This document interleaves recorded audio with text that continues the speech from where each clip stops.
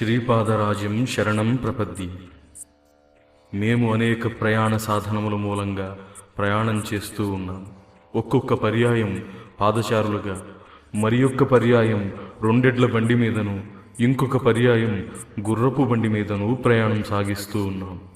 కొన్ని దినాలు ప్రయాణం చేసి త్రిపురాంతకం అని పిలువబడు మహాక్షేత్రానికి వచ్చాం. త్రిపురాంతకేశ్వరుణ్ణి దర్శించాం. దివ్యానుభవం తెలుపువలనన్న నాకు మిక్కుటమైన అనుభవాలు కలుగుతున్నది.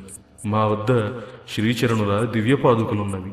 మేము ప్రయాణం చేయునప్పుడు శ్రీచరణులు మాతోనే ప్రయాణం చేస్తున్నట్లు తోస్తుంది.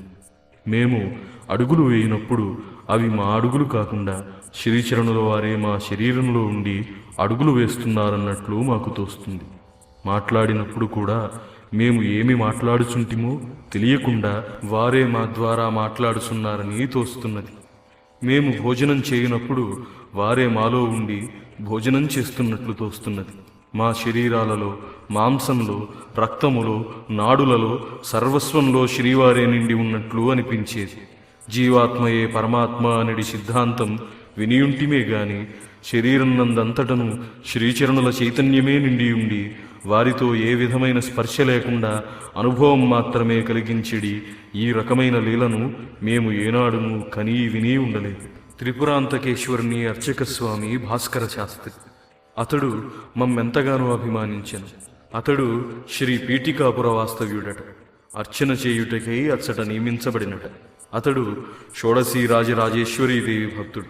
శ్రీ పీఠికాపుర నివాసిని శ్రీ కుక్కుటేశ్వర మహాప్రభువుల దేవేరి అయిన శ్రీ రాజరాజేశ్వరీదేవి స్వప్నంలో అతనికి మంత్రదీక్ష ఇచ్చినట.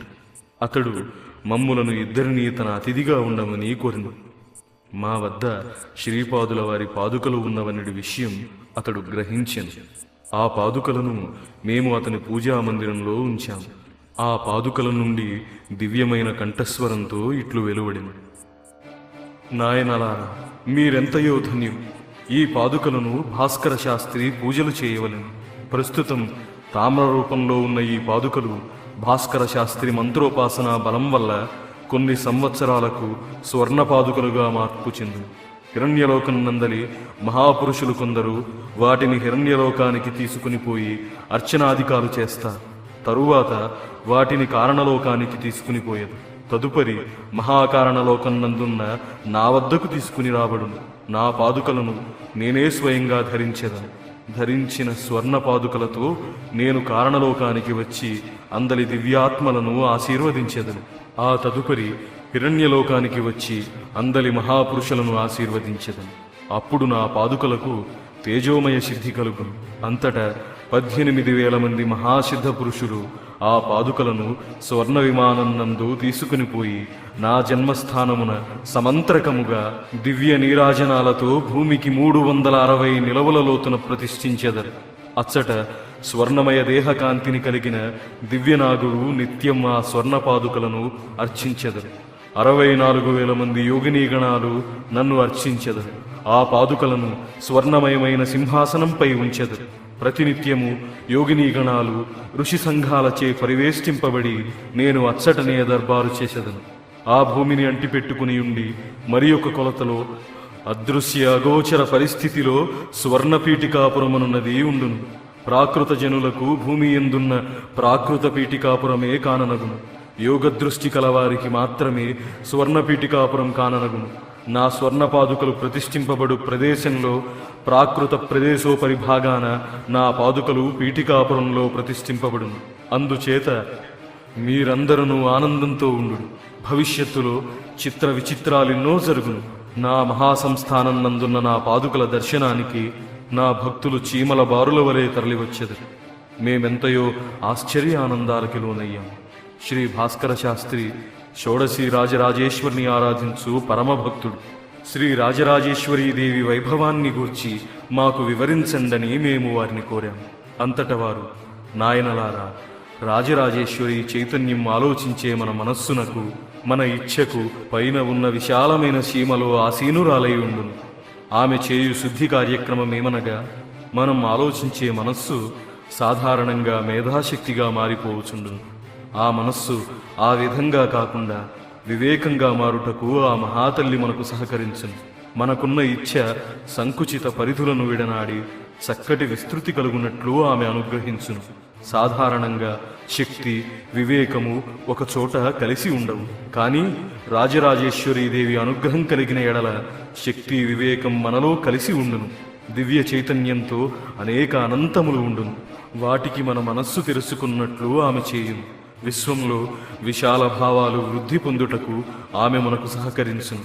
అత్యద్భుతమైన దివ్య జ్ఞానం కలగవలెనన్నను, శాశ్వతమైన దివ్య మాతృశక్తులు మనలోనూ విశ్వంలోనూ ఆవిర్భవించవలెనన్నను, స్థిర ప్రశాంతిలో మహత్తర కార్యాలను సాధింపవలెనన్నను ఆమె అనుగ్రహం అత్యంత ఆవశ్యకం.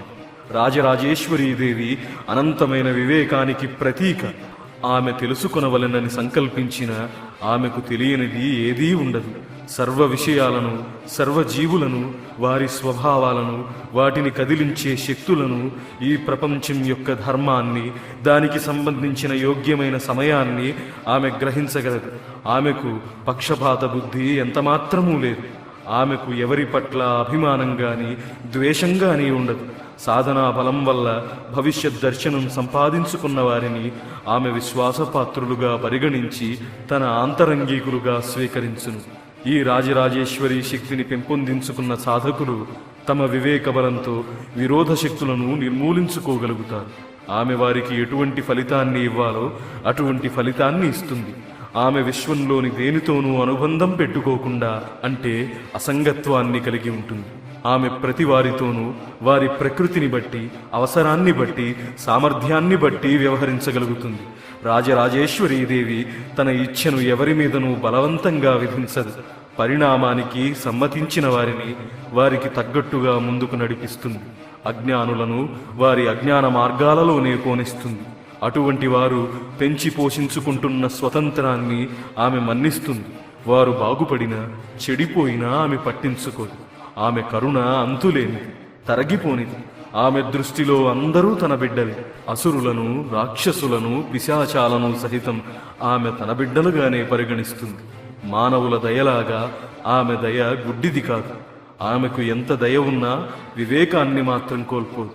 పరమాత్మ ఆజ్ఞాపించిన మార్గం నుండి ఆమె ఏమాత్రం వైదొలగదు. ఆమె ప్రయోగించే శక్తికి జ్ఞానమే కేంద్రం. అందుచేత మనము ఆమె అనుగ్రహాన్ని పొందితే సత్యం బయటకు రప్పించబడి మనకు సత్యజ్ఞాన బోధ కలుగుతుంది. ఆమె శక్తిని మనం పొందాలంటే కర్తవ్య దీక్షను, సత్య శోధనను ఎడతెగకుండా అవలంబించాలి. అప్పుడే మనం ఆమెచే అనుగ్రహింపబడతాం. నేను పీఠికాపుర వాస్తవ్యుడనైన కారణంన, శ్రీపాదుల వారి దయకు పాత్రుడనైన కారణమున రాజరాజేశ్వరి దీక్షలో సఫలీకృతుడనయ్యాను.